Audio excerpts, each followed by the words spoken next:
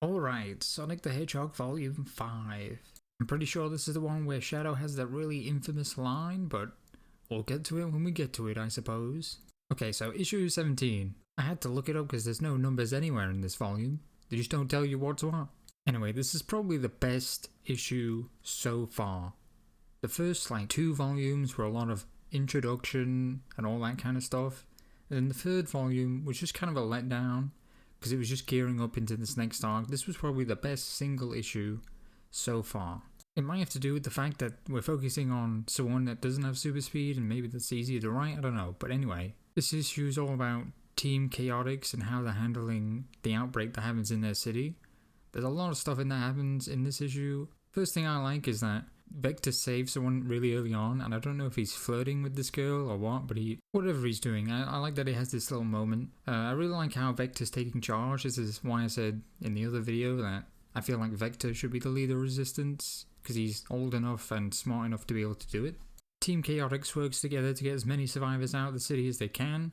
Vector even has to quarantine one girl, I guess you could say, and Charmy's pretty upset about it. It was pretty dark, but I kind of liked it. It's the kind of tough decision you have to make in that kind of situation. Sonic helps a little bit, but he kind of seems like he's just there because his name's on the cover. He didn't need to be there, really. Right as the issue is ending out, Charmy decides to go back for the person who's quarantined, because he's 6 years old and he doesn't get it. They try to stop him, they can't manage it. SPO misses him, basically, and Sonic is too infected to go for it. And it's kind of sad. I think most characters are going to get infected by the end of this, but I'm sure they'll be just fine. But in the moment, I guess it can seem kind of dramatic. But yeah, I'm looking forward to the next issue. This was another great issue. It feels like there's more pages. I can't tell if there is, or if the other issues are just that filled with padding and action sections, and it just kind of flew by. Seems like there's a lot more going on now. So Sonic's looking for Charmy, and in the meantime, Starline is starting to realize that he was disillusioned with Eggman and thought that he was a lot smarter than he was, or as he puts it, Eggman just can't adapt at all. He's not a problem solver, I guess you could say. Cream, Vanilla, and Gemerald all show up. That just doesn't sound right to me. But anyway, Gemerald is protecting Cream and Vanilla from Sonic, misunderstanding, confrontation. It's a bit, But after that, he wants to destroy the Zombots or whatever. And Cream's obviously no. Remember what they did to you? Then there was callback to the other game. I forget which game, because Sonic Battle was the one where Emerald was in, but I don't remember. I think it was Advance 3 Gemerald came from. Anyway, the Chow try and protect Cream and Vanilla. They get infected. Sonic jars them, and they're also hyping up Cream to be super smart. I think Sonic says it twice, that she's super smart, blah blah blah. I'm not sure what's going on there. I feel like she might be a Mary Sue, but hopefully that's not the case. We'll see in the next few issues. So here it is, the issue where Shadow's acting like a complete moron.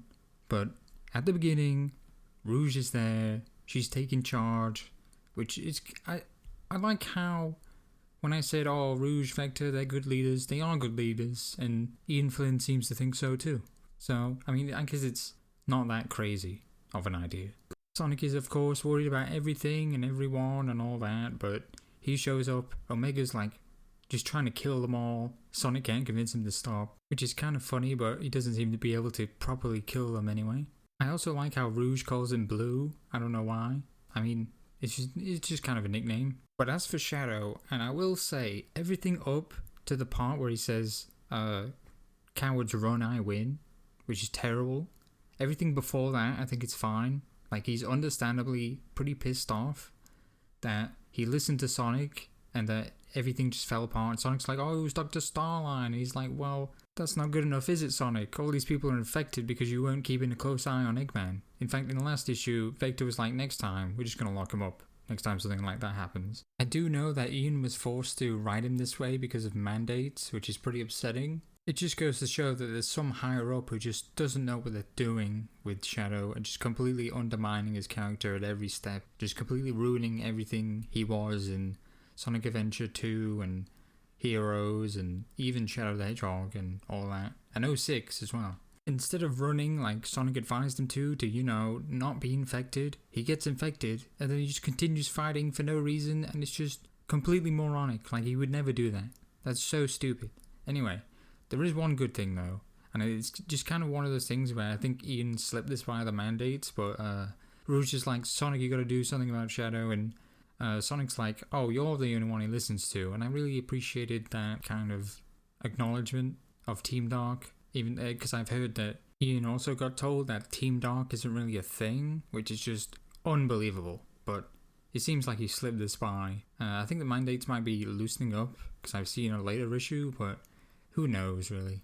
But yeah, these last 3 issues have been really good, except for, obviously, the Shadow thing. We'll see how this last issue goes. So this last issue starts out with a fight between Sonic and, I guess, Metabot Shadow. Shadow's not as good as he was, obviously. There's kind of this weird thing about his rocket shoes. Like, I don't get it. I don't know if the rocket shoes is canon, because he has air shoes, but I don't know if those are rocket shoes or if they're tied to his speed. And what about his limiters? Like, if his limiters get infected, like, what happens? Shouldn't his limiters not be working? And like, I don't know what's going on with that. I feel like Shadow should be much more of a threat than he is right now, but I don't know, maybe that'll come later. His limiters will fall off or something. I liked how Omega was like, yeah, Sonic, we're not friends. Like, I don't think they've ever interacted ever, actually, in a series of games. I don't think so, anyway. So he's just like, I don't care what you say, get out of here or I will shoot you. And he basically does the same thing as Shadow, except it makes a lot more sense because he can't get infected and then become an enemy for his allies and for everyone else. Although he only seems concerned with eliminating them, which is very Omega. So Omega loses pretty much. All that's left of him is a head. Silver and Tails come to save the day, mostly Silver because he's the one that can attack without being infected. They save Sonic and Rouge and the other survivors, and they go back to base. There's this funny little scene with the General where it's like, I'm logging out under SAS. I feel like it was pretty cliche, but also pretty good at the same time. It definitely seems like Ian's struggling to get like literally everyone off the board and to make sure that, oh, why don't everyone just team up and take care of this, whatever is going to be the big threat. I don't know, at the same time, it's like, it's just a bunch of zombies you can't touch, so that's a pretty big threat as it is. But it definitely does feel like he's taking some characters off the board for a later conflict. The end of the issue is basically all the characters regrouping at the base, all the ones that are alive anyway, except for Tangle Whisper, who I don't see anywhere. They make it a point to say that Sonic hasn't slept because how could he? Because he's infected and has to constantly run the infection off. And it seems over the course of all the fights that Sonic has been getting worse and has had to run more, although the infection just conveniently stops when he's in a conversation, but you get the picture. It definitely seems like his time is running out, so they need to find a cure soon. And the last page is basically just Starline being like, oh, we better go get Zavok and all those guys and their stupid hex thing. God, I fucking hate Zavok. So overall, I think this is actually the best volume so far. Like, the first 2 volumes were basically just introducing all the characters. The third one was pretty shit. The fourth one was exposition. Wait, what? Is that right? No, the fourth one was exposition, right? And the third one was the metal Sonic thing, which was okay, but didn't really leave an impression on me. This was a very dense volume, and everything except for the Shadow thing, which, to be honest, I can just write off, because in my head I'm like, oh, this isn't canon at all. It isn't canon to me, you know, it's just kind of like, oh, this is kind of like Bizarro Shadow. It doesn't even affect me, it's so blatantly not him.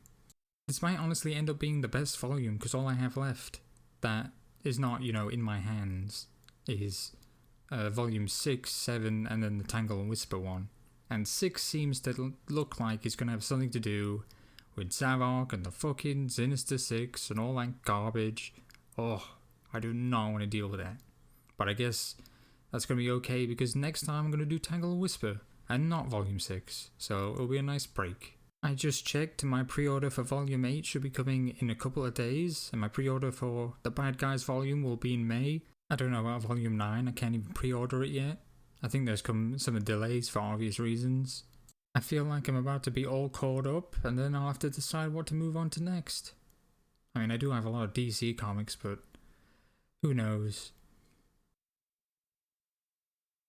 In what age should he place Shadow's character is in? Oh,